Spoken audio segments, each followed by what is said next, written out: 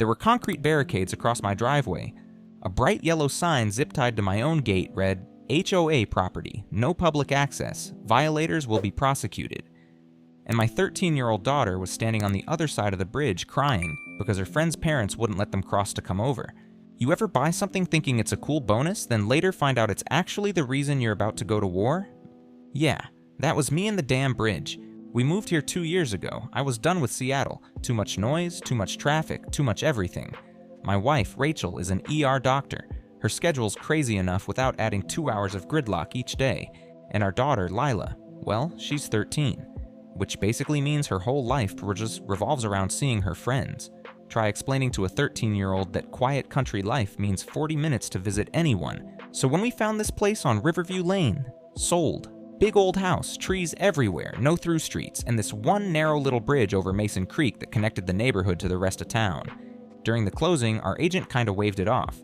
Oh, the bridge is technically on your property, but don't worry. The HOA pays you for access. It's all in the agreement. Happens automatically. And it did. First few months, no drama. I was working remote, Rachel got on at the local hospital, and Lila was making actual friends again. Finally. Kids from the other side of the bridge would bike over after school, come hang out in our yard, mess around on the swings. For the first time since we moved, it felt like we belonged. The bridge? It was just a cool detail. I even joked about it. Micah Levin, Bridge Lord, I'd say when friends visited. Lila thought that was the lamest dad joke of all time. But then, things started shifting. 6 months ago, the HOA elected a new president, Dean Collings. Lawyer, freshly divorced, big ideas. The kind of guy who wears golf shirts under blazers and thinks it makes him relatable. First time I met him was at a community event. He introduced himself, shook my hand a little too hard, and asked, "How do you feel about the bridge situation?" "The what?" I asked. "You know, having the only access to our neighborhood controlled by a private owner. It's not really sustainable long term." I just smiled. It's worked fine so far. He gave me that lawyer smile, the one that says, this conversation isn't over, not even close. After that, small things started happening. I stopped getting friendly waves from some neighbors across the bridge. The HOA check for Q1 came late. When I emailed their treasurer, I got a weirdly formal reply. Pending review of the current status of the bridge agreement. What status? It was a binding agreement. Signed, filed, crystal clear. I figured it was just HOA politics. You know, power plays, little games. I had no idea what was coming. Then came the letter. Certified mail. From Dean's law office, no less. Effective immediately, Riverview HOA will cease payment of bridge access fees. It is the position of the board that Mason Creek Bridge serves as public infrastructure essential to community access and should be recognized as such. We request that any gate or barrier currently in place be removed within 14 days. I remember reading it out loud at dinner. Rachel laughed. Lila, fork halfway to her mouth, said, "Wait, can they do that?" "They can write whatever they want," I said. "Doesn't make it legal?" But inside, I felt a pit in my stomach. I'd dealt with lawyers, and I knew that kind of letter wasn't sent just to posture. They were setting something up. The next week, I tried calling Dean. No answer. I emailed the HOA board. Nothing. Meanwhile, the online neighborhood forum lit up with vague posts about bridge access uncertainty and concerns about potential roadblocks. Rachel told me to let it go. It's posturing. They'll come around. I wanted to believe that. Until today. Until I pulled up and saw the goddamn concrete barriers across my driveway. Until I saw my daughter stuck on the other side of the bridge, tears in her eyes because her friend's parents were too scared to cross. And that was the moment I knew this wasn't about fees anymore. This was a fight. And whether I wanted it or not, it had already started. The first real shot across the bow came about a week after Dean sent that letter. I was still figuring out how I wanted to handle it, lawyer up right away or just wait and see if they blinked first. Honestly, part of me thought this was just some legal saber rattling. Dean was new, maybe he was trying to make a name for himself in the HOA. Hell, maybe he really thought he could bluff me into caving. But then one morning, I noticed something weird. I was walking out to get the mail, and there was this guy in an orange vest standing right at the entrance to the bridge. Clipboard, measuring wheel, the whole works. I walked over. "Morning," I said. "Can I help you?" He looked startled. City inspection. Routine infrastructure review." I raised an eyebrow. "Really? Which department?" He hesitated. Contracted by the HOA. There it was. First domino falling. "Yeah, this isn't public infrastructure," I said. "It's private property. You're trespassing. You can leave now." He shuffled, looked uncomfortable, then packed up and left without argument. I figured that was the end of it. Just an intimidation move. No big deal. Except the next day, a big white envelope showed up in my mailbox. HOA letterhead, official as hell. Notice of unsafe structure. Mason Creek Bridge determined to be potentially hazardous based on preliminary inspection. Use at your own risk. HOA strongly advises residents not to cross until further evaluation. And then, the kicker. We request that Mr. Levin remove any barriers to allow independent structural assessment. They were trying to flip the script, paint me as the one maintaining a dangerous structure. Classic lawyer move. Create the perception of risk, then use that to force leverage. I showed the letter to Rachel that night. She shook her head. They're laying groundwork. If they can convince enough residents the bridge is unsafe, they'll try to claim an emergency easement, probably through the courts. I'd worked corporate long enough to recognize a strategy when I saw one. This wasn't about safety. If they really thought the bridge was dangerous, they'd have called the city. Instead, they were trying to generate a paper trail, manufacture urgency, make it look like I was endangering the community. Lila heard us talking. "Are they going to shut us in?" she asked, voice small. "No," I told her. "They're just making noise. I've got it handled." But as soon as I said it, I started to wonder if that was true. At first, I thought they'd stop there. They'd made their statement. They'd tried to shake me. I figured maybe now they'd back off and wait for me to blink. But no. The next week, shit really hit the fan. It started with the power. It was a Wednesday. Rachel was on a night shift. Lila was upstairs doing homework, and I was in the middle of a video call with a client when everything just went dark. I mean everything. No lights, no Wi-Fi, no nothing. I checked the breakers, fine, walked outside. The neighbors had power, the street lights were on. It was just us. I called the power company, sat on hold for 45 minutes, finally got through.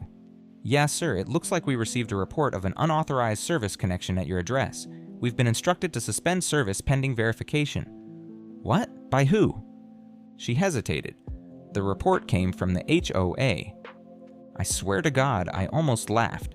It's not even an HOA house. We're outside their jurisdiction. "I understand, sir, but the report was filed through official channels. You'll need to schedule an inspection to reinstate service." I hung up. My hands were shaking. This wasn't some game anymore. Dean was using every trick in the book. Rachel came home an hour later to find me lighting candles in the kitchen. "They cut the power," I told her. She stared at me. "You're kidding." "Nope. HOA filed some bullshit report." We spent that night huddled in the living room with flashlights. Lila was pissed. "Dad, this is so stupid. Why can't you just let them have it?" She meant the bridge. I knew she was scared. I didn't blame her, but it still stung. "They can't have it," I said. "It's ours. It's not about money. It's about them thinking they can do whatever they want." The next morning, it got worse. Lila came downstairs with tears in her eyes. "Dad, Mom, they're saying I'm not allowed to come to Emma's party." Emma, one of her closest friends from across the bridge. "Why not?" Rachel asked. "Because you're dangerous." Apparently, Dean had been spreading the story that I was planning to barricade the bridge and trap residents unless they gave me money. Complete bullshit, but kids hear things, parents panic. Rachel hugged her, gave me a look that said we need to end this, but it wasn't ending, it was escalating. Later that day, a sheriff's car showed up in my driveway. Deputy came to the door, hand on his belt. "Mr. Levin, we received reports that you've been making threats about the bridge, that you've installed surveillance equipment aimed at community areas." I stared at him. "Are you serious? I've got cameras pointed at my own property, and the only threats are coming from them." "Well, sir, we need to advise you to refrain from any actions that could be construed as interference with public access." "There is no public access. It's private property." He gave me that polite cop look. "Just doing my job, sir. Consider this an official warning." When he left, I was shaking with rage. I opened my email, another message from Dean. "We strongly advise you to reconsider your position. The community will not tolerate being held hostage by one individual." Hostage. That word stuck in my head.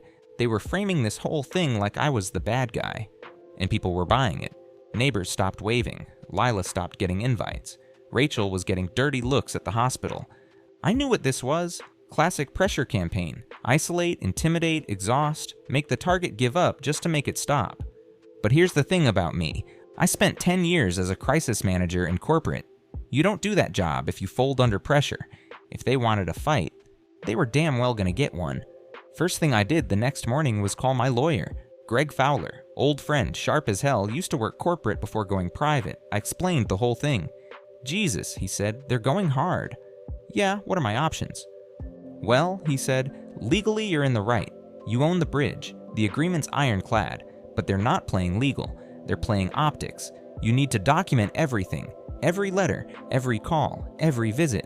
Build your case. Got it. So I started documenting. I pulled every document from the original purchase, found the bridge easement agreement, found the payments, found the deed with the parcel lines, bridge included, no ambiguity. Then I drafted a formal letter through Greg's office. Notice of default to the HOA. They had violated the payment terms. Their right of access was suspended pending resolution. Simple, clean, legal. We sent it certified mail, got no response. Meanwhile, I filed a complaint with the power company with documentation proving no unauthorized service existed. Took 2 more days, but we finally got our power back. I also filed a formal complaint with the sheriff's department about harassment. Gave them copies of the HOA's letters, emails, and the deputy's visit. Lieutenant Park called me back personally. Mr. Levin, we reviewed your complaint, but you should understand, HOA has influence in this community. We can't get involved in property disputes unless there's a clear violation. I gritted my teeth. So they can file false reports, and that's fine? We're not saying that, sir. Just be careful how you proceed. Translation: don't expect us to help. I wasn't surprised. I knew Dean had connections. But what really burned me, Lila. She came home from school and slammed her backpack down.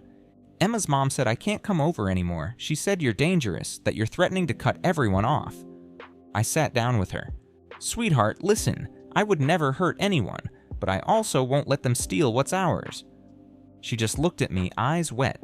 Then why does it feel like we're the bad guys? That killed me. That night, I told Rachel I was ready to take this public, but she said, one more shot, Micah. Try one more time to resolve it. If you go nuclear too soon, it'll look like you're proving them right. She was right, so I did. I called Dean, left a voicemail. Dean, this is Micah Levin. I want to resolve this without escalation. The agreement is clear. I'm willing to discuss terms, but if you continue these tactics, I'll be forced to take further legal action. No response. I emailed the entire HOA board, attached the documents, offered to meet, offered to mediate. 2 days later, one response, from Dean. The community has decided that the bridge is essential infrastructure. We will not negotiate under threat. Any obstruction of access will be met with appropriate legal and civic action. Threat. They had flipped the narrative completely. I looked at Greg after I showed him the email. He just shook his head. Well, Micah, you tried. Now it's war. And I knew exactly where to start. The night after Dean sent that smug email, I couldn't sleep. I just kept running it all through my head. How the hell did we get here? 2 years ago, this was the perfect place to raise our kid. Now, half the neighborhood thought I was some lunatic with a bridge fetish. Around midnight, I went down to my office, pulled out the box with all the property paperwork. I'd been through it already, but something Greg said kept nagging me. You need to know exactly what they think they're entitled to. Check everything. Old agreements, zoning maps, anything. So I started digging. Buried at the bottom of the box in a yellowing folder marked Developer Docs, I found it. An agreement from 2004. Way before we bought the house, and it was a contract between the original land developer, some LLC that no longer existed, and the city. The subject? Emergency Access Provision for Riverview Estates, HOA. And here's where it got interesting. The HOA was only granted approval to build out the community on the condition that a second egress route would be constructed and maintained at all times. Mason Creek Bridge? It was supposed to be temporary. They were required to create a second road connecting to Southfield Drive within 5 years of final build-out. Guess what? That road was never built. The easement for it still existed on paper, but the land was now a nature preserve. The HOA had quietly dropped the ball and nobody had enforced it. Meaning, legally, they were not allowed to rely solely on my bridge as their access point. Not only that, the agreement explicitly stated that the HOA was responsible for maintaining any temporary access routes. If they failed to comply, they forfeited rights to use private property as public access. In other words, they had no legal right to use my bridge at all. And they'd just spent the last month trying to bully me over it without knowing they were sitting on a giant landmine. I called Greg first thing the next morning. told him what I'd found, emailed him scans, and he called me back 10 minutes later. "Micah, this changes everything." "Yeah?" "Yeah, they've been operating in violation of their own approval for years. If this goes to court, they could be facing massive liability, not to mention public outrage when this hits the papers." I grinned for the first time in weeks. "So what do we do?" "First, we verify the easement status, then we draft a letter that will make Dean shit himself." I looked out the window at the bridge. For weeks it had felt like a noose around my neck. Now, it was about to become a damn lever, and this time I was going to be the one pulling it. The second Greg confirmed the easement details, I knew exactly what I needed to do. Step 1, lock down the facts. Step 2, control the narrative. Step 3, squeeze. Greg got me in touch with a land use specialist, a guy named Carter who used to work for the city planning department. Carter confirmed everything. The Southfield Drive connection was still legally required. The city had never enforced it, but the requirement hadn't disappeared. Legally, the HOA was out of compliance. Big time. I asked him straight up, "So if I block the bridge?" He grinned.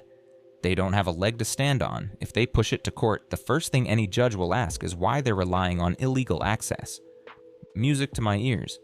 Greg drafted a letter, a masterpiece of polite, cold-blooded legal language. Formal notice of suspension of access based on breach of easement terms and non-payment, with a nice little footnote about the HOA's failure to construct their required secondary access. We also CC'd the city planning department and the local newspaper. If Dean wanted optics, he was about to get them. But that was just the start. I ordered new equipment, 2 commercial-grade automated gate arms, steel posts, battery backup, cellular controls, the works, installation scheduled for Friday. I also had Greg draft a second letter, a warning that any unauthorized tampering with the bridge or gate system would constitute criminal trespass. Sent it to the HOA board, certified mail. And then, I called a reporter, Kara from the local paper. I'd met her at a charity event last year. Smart, fair, loved local stories about small guy fights back. I gave her the whole timeline, documents included. Her eyes lit up. "This is gold." "Just make sure it's accurate," I said. "I don't want spin, just facts." She nodded. "Of course, but just so you know, once this runs, you better be ready, it's gonna get loud." I smiled. Loud I can handle. Meanwhile, I sat down with Rachel and Lila. "This is gonna get ugly," I told them. "The paper's running the story, the gate's going up. We might lose more friends. People might say worse things about us." Rachel just squeezed my hand. "We've been through worse." Lila looked down, then up at me. "Dad, I'm scared." I pulled her into a hug. "Me too, kiddo, but sometimes you have to stand your ground, even when it's hard." She nodded, and for the first time in weeks, I saw something in her eyes besides fear. Maybe a little pride. Friday morning, the installers showed up. Big truck, big tools. I stood at the head of the bridge as they worked, watching every bolt go in. Watching the gate arms swing into place. Watching my leverage take shape. By noon, it was done. Gate closed, locked, controlled from my phone. And the first time I hit close all, hearing that solid metal clunk as the gate sealed, I smiled. For the first time since this mess started, the bridge wasn't a liability anymore. It was mine. And Dean was about to find out just how big a mistake he'd made. The gate had barely been up 12 hours when the first wave hit. At 6:30 Saturday morning, I got a furious knock on the door. I opened it in sweatpants and a t-shirt, coffee still in hand. And there was Dean. Polo shirt, HOA binder under one arm, 2 other board members in tow, both looking like they'd rather be anywhere else. "Mr. Levin," he said, voice tight, "you need to take that gate down immediately. You are in violation of multiple community ordinances, and you are endangering public safety." I took a sip of my coffee. "Good morning to you too, Dean. The bridge is private property. The gate is fully legal. You're welcome to have your attorney contact mine." Dean flushed. "You're playing a very dangerous game here." Funny, I was about to say the same thing. He opened his binder, started rattling off code numbers. HOA bylaws, community standards, emergency access statutes. I let him talk for about a minute, then held up a hand. "Dean, you know what I do for a living?" He blinked. "You're some kind of tech guy." "Close. I manage crisis for billion-dollar corporations. You think I'd go this far without triple-checking my legal position? You're the one playing catch-up here." His jaw clenched. "You'll regret this," he said, spinning on his heel. But it was too late for threats. Because at that very moment, the local paper hit doorsteps across the neighborhood. Front page headline, HOA under fire for illegal access. Local resident fights back over private bridge dispute. The article laid it all out: Dean's failure to build the required secondary road, the breach of agreement, the harassment tactics. By noon, my phone was blowing up. Neighbors I hadn't spoken to in weeks were texting, "Didn't know about the road thing. This is crazy." A couple of them even stopped by in person, quiet, embarrassed. "We didn't know the whole story. Sorry for what they're saying about you." That afternoon, Kara from the paper texted, "Your story is going viral on the local subreddit. Over 2,000 comments already." Good. Dean wanted optics? He'd just lost the narrative, but I wasn't done. That evening, I scheduled an online town hall, open Zoom meeting for any resident who wanted to hear my side of the story. I posted the invite on Nextdoor, the HOA Facebook group, even old school flyers on community boards. Rachel thought I was nuts. "You really want to face that mob?" I smiled. They've been hearing one voice for weeks. Time they heard another. Sunday night, over 70 people showed up on that call. I kept it simple, walked them through the documents, showed the original easement, showed the missing second road, showed the timeline of harassment. Then I answered every question, patiently, calmly, no attacks, no yelling. Halfway through, people started turning on Dean right there in chat. Wait, why didn't the HOA tell us about this road? So we've been using an illegal access point all this time. Why did the HOA stop paying if this was in the agreement? Dean didn't show up to the call. Smart move. By the end of it, I had 6 families openly supporting me. More importantly, the rest of the community wasn't buying Dean's spin anymore. And that was when I played my final card. Next morning, I sent one more certified letter to the HOA formal notice of claim, seeking damages for breach of contract, harassment, and interference with utility services. CC'd the city council, CC'd the newspaper, CC'd the sheriff's department. One line in bold near the bottom. Pending resolution of this matter, Mason Creek Bridge access remains suspended per legal right of the property owner. That night, I got a text from Greg. "Dean's lawyer just called. He's panicking." I smiled. About damn time. The funny thing about bullies? They're real tough, right up until everyone's watching. By Monday, the story had hit not just the local subreddit, but the regional news site. I started getting interview requests. Turned most of them down. I didn't want to be that guy. Just wanted the truth out there. Meanwhile, pressure on Dean was building. Turns out a few HOA board members didn't appreciate being dragged into a lawsuit they hadn't approved. A couple of them reached out to Greg directly, quietly asking how bad this could get. Answer? Bad. The city planner Kara had interviewed went on record confirming the HOA's non-compliance. City council members were getting hammered with emails from residents wanting to know how this had been allowed to happen. And then came the HOA's emergency meeting. In person, at the community clubhouse, open to all members. Rachel looked at me that afternoon. "You going?" I nodded. "I think it's time." When I showed up, you could feel the tension in the room. Packed house. Dean at the front table, looking about as comfortable as a cat at a dog show. His lawyer, some junior associate, sitting next to him flipping through papers. I stood at the back, arms crossed, just watching. Dean opened with a prepared statement. Lots of legalese, lots of acting in the community's best interest, yada yada yada. But the crowd wasn't having it. People started interrupting. "Why didn't you tell us about the missing road? Why did we stop paying for the bridge? Are we actually liable for this lawsuit?" Dean tried to maintain control, but the room was turning fast. Then one of the older residents, Mr. Harlan, former civil engineer, stood up and held up a copy of the easement agreement. "I read this, he's right. The HOA breached the terms, and if the city forces us to build that second road now, it's going to bankrupt us." The place erupted, shouting, accusations. One woman yelled, "You told us he was the problem. You lied to us." Dean's lawyer tried to regain control. "Let's not speculate, pending legal review." Too late. The genie was out. I didn't even need to say a word. But when someone spotted me in the back and shouted, "Mr. Levin, do you have anything to say?" I walked up front, kept it simple. I never wanted this fight. I tried to resolve it peacefully, but no one, HOA or otherwise, gets to rewrite property law because it's convenient. If we all followed the original agreement, none of this would have happened. Silence, then applause. Actual applause. I looked at Dean. His face was red, jaw clenched. He knew it was over. Next morning, I got an official email from the HOA's lawyer.